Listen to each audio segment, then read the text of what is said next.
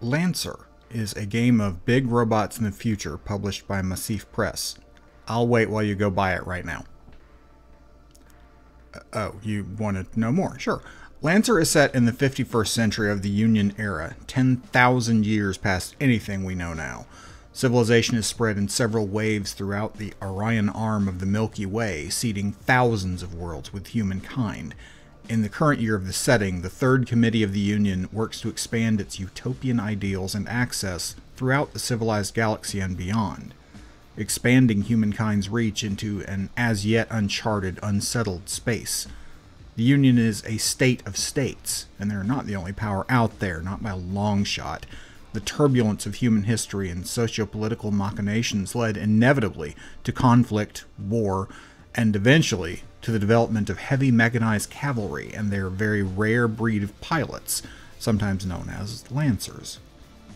The core rulebook teaches concepts as they come up, including all the systems needed for playing pilots in and out of their mechs, and an overview of the default galactic setting with historical timeline and descriptions of the major powers on economic, military, and social stages.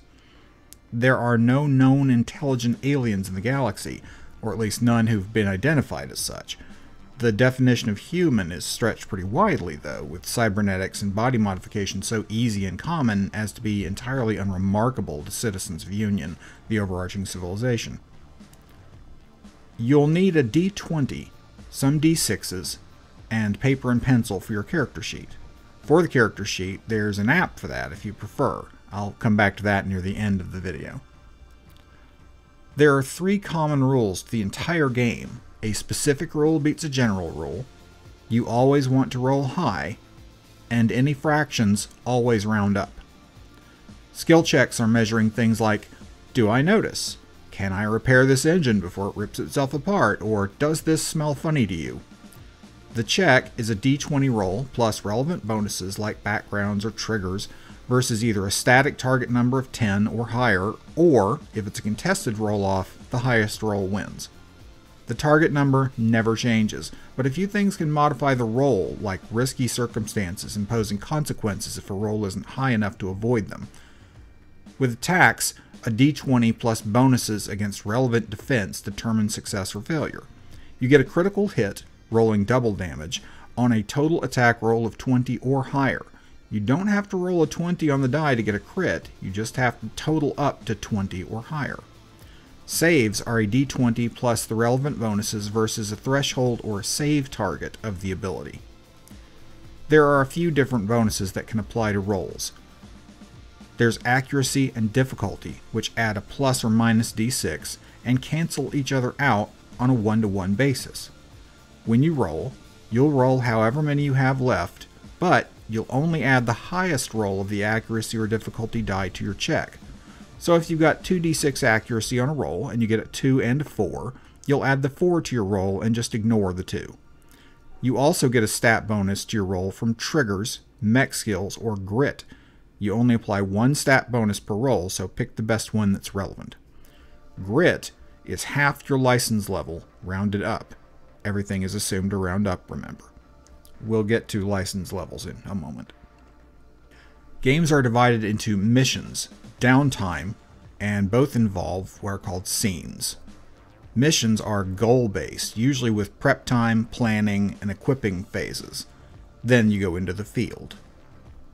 Downtime is any time not being spent in a mission, and it's basically when you're having narrative time, talking about your characters, setting things up, etc. Scenes are narrative or action moments. Let's talk about your character. The single most important mechanical measure of a character is the license level, equivalent to how much experience as a Lancer they've accumulated. License level starts at 0, and you gain 1 level after every mission, win or lose, up to level 12. Your license level number defines character stats, but where you spend the license level defines what mech equipment is available to you. When you gain a license level, you can change 1 talent, 1 license, or 1 core bonus. You'll gain a license level at the end of every mission up to license level 12, so you'll have plenty of opportunities to do this. You're never permanently locked into anything except your background. Your backgrounds represent your life before you became a pilot. Who were you? Where are you from? What do you do, and how do you know how to do it? Invoking backgrounds can provide accuracy or difficulty for skill checks where your life experience has been particularly relevant. It also offers sample triggers, short phrases like out of mech skills. These are always ranked in a +2, +4, or +6. Personal level combat, fighting as a pilot, include hit points for how hardy you are, size, which is almost always half a hex, evasion, or how hard you are to hit, electronic defense to avoid getting your gear hacked, and speed, measured in hexes. Every tactical distance measurement is in hexes, by the way. Let's go through pilot creation, give you an example of how that feels. Choose a background. This can be anything like, I was a miner, I was a farmer, I come from a cosmopolitan planet, I come from a generation ship that never touches down on a planet, things like that. You'll choose 4 triggers at +2, the first level. You can choose from the one suggested by your background, from a generic list, or you can make something up with your GM's approval. You'll select personal gear. This can include personal armor like a hard suit, up to 2 weapons, and 3 other pieces of mixed equipment like binoculars, OmniNet hookups, whatever. You can change these out between missions at no cost. Money is a thing in the future, but not something you're concerned with when equipping for a field mission. You'll also pick up talents as you level, specialized abilities providing a significant boost in particular situations, like when you're using melee weapons, leading others, orating, and so on. As you level, you'll also start building up a grit value, a bonus to doing nearly everything just because you've been there, done that, and blew your nose on the free t-shirt. Let's talk about the skills your pilot learns that apply to piloting a mech. Mech skills are ranked up to +6 and are used in place of your pilot's background triggers when piloting a mech. There are 4 mech skills. Hull, for heavy and durable machines performing feats of strength or toughness. Agility, for quick and nimble handling, especially at high speed. Systems, for advanced electronic warfare techniques and system hacking. And engineering, when you are supporting, repairing, and resupplying mechs, but also when you're pushing your mech past its limits. Licensing per mech frame with a maker unlocks all tech within that frame at that level. Each licensing level will include at least 2 items, usually a system and a weapon. Level 2 of any frame includes access to the frame itself, so you'll actually spend 2 license points on a frame before you can use it, but you'll still have access to some of its special equipment at level 1. Tech is mix and match, so if you have the license level, you can build using any combo you've unlocked. There are no lockouts or you can only mount this manufacturer's gear on this frame rules thus far. 3D printing in Union space in the 51st century is almost ubiquitous, so you're rarely going to find yourself limited.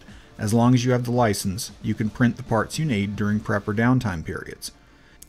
You might occasionally find yourself in a situation where access is limited, such as being on the absolute frontier of human expansion, but it's not the norm. Time to talk about creating the mech you'll be piloting. Each mech starts with the frame, the base look, stats, and battlefield role. There are artillery that do the long-range damage, strikers for getting up close and intimately personal, controllers that buff, debuff, and overheat enemies, supporters who repair and resupply in the thick of battle, and defenders who soak damage and lock down their territory. Size is how many hexes a thing occupies on the field. This is the common scale for mechs, people, and objects. A person is roughly 1/2 of a hex, as are the smallest mechs. The largest mechs in the core book are size 3, meaning they occupy a space 3 hexes on each side. Big robots. Armor reduces damage from physical attacks. You can have up to 4 points. Mounts represent modular points for equipping weapons. There are several types of mounts, and the types define what kinds of weapons you can equip. Mount types in descending order of size include heavy, main, main auxiliary, auxiliary, flexible, and integrated. A mount can accept 1 weapon up to its size or of a smaller size, so a heavy mount can accept 1 heavy, main, or auxiliary weapon. A dual mount can accept 1 of each of its types or 2 auxiliary weapons.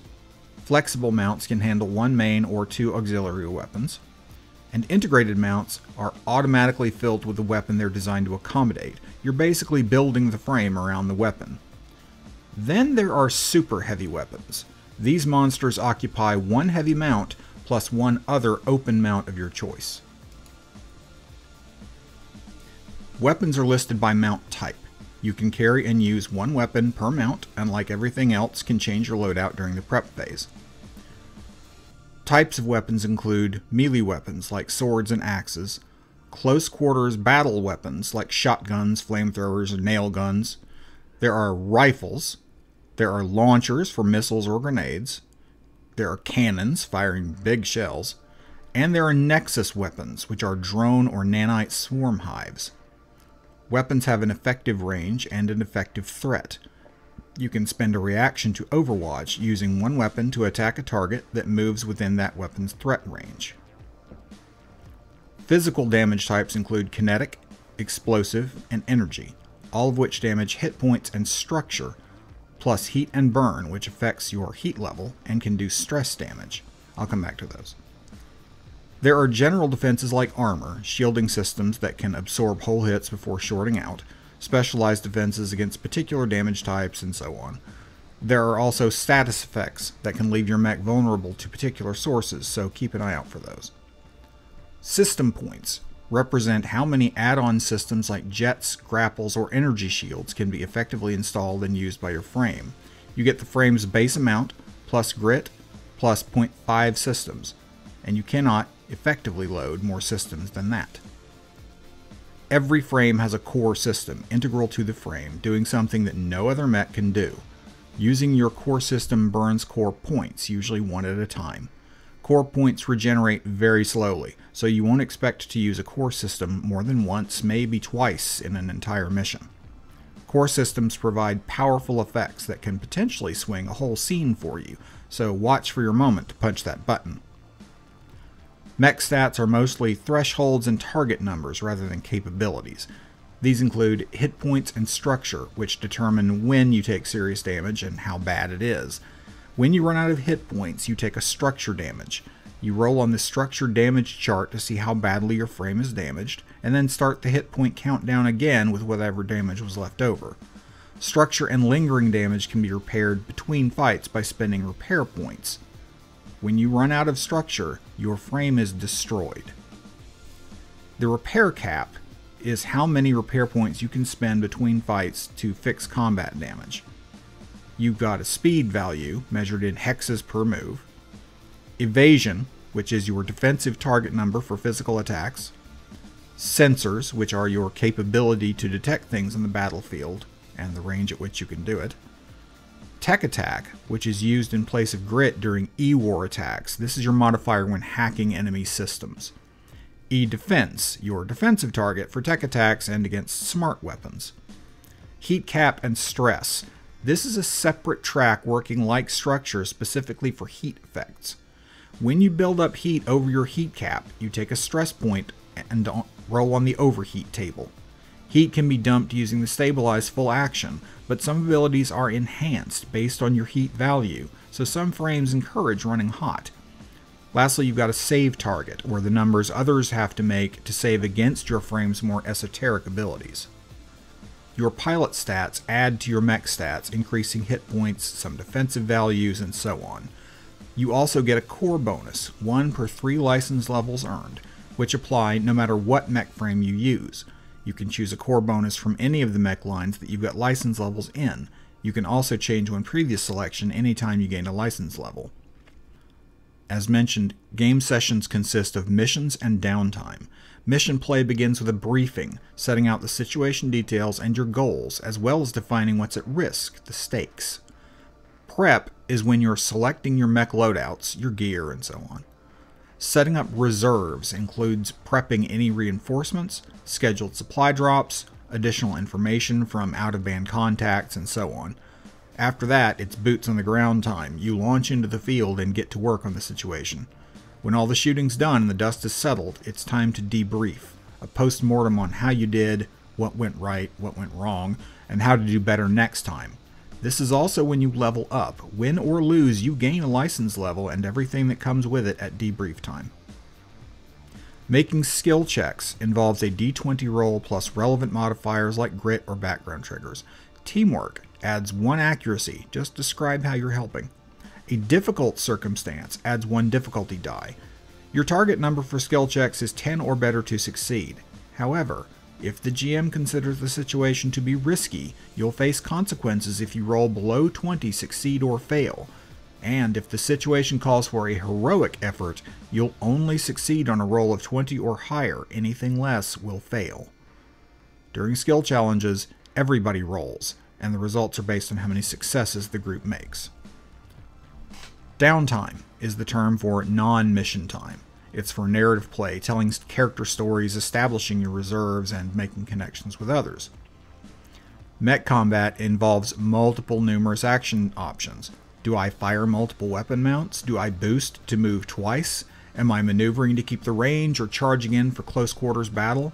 Every mech gets 1 move, 1 reaction triggered by particular events, free actions that make sense like talking or dropping weapons and so on, and the choice to take either 1 full action or 2 quick actions. How you choose to act is somewhat driven by the choices in equipment and abilities that you've made for your pilot and their mech. Okay, let's be real. We all know why we're here. Game mechanics are nice, but you're here to see big, giant robots. Mechs in the core book include 29 frames from the 5 major designers. Remember, your pilot can print whole mechs, equipment included, so long as they have the appropriate license files. Additional frames and their associated equipment are being released in supplemental material. Designers include General Massive Systems, home of the most commonly used mech frame, the Everest, and all of the basic arms and armaments available to everyone. IPS North Star, designers with an eye towards adaptability and close combat effectiveness. Smith Shimano Corpro, the house of agility and mobility. Harrison Arms, where the emphasis in armor and firepower is always on the heavy side. And finally, Horus, the mysterious community pushing the edge of paracausal power and nefarious nanotechnology. After the mechs and stats for some standard pilot gear options, the book spends 170 pages giving advice for running the game, plus a 1,000 light-year view of the setting. It's well worth the time to read. The setting offers fertile ground for storytelling and risky scenarios. Overall, the game's complexity occupies the middle of the range of offerings.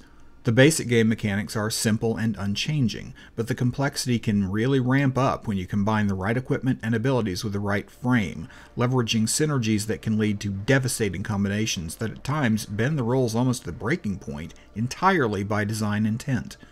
Yet, the game is still not hard to pick up. After the second time you experience mech combat, most actions and options available to you will seem like second nature.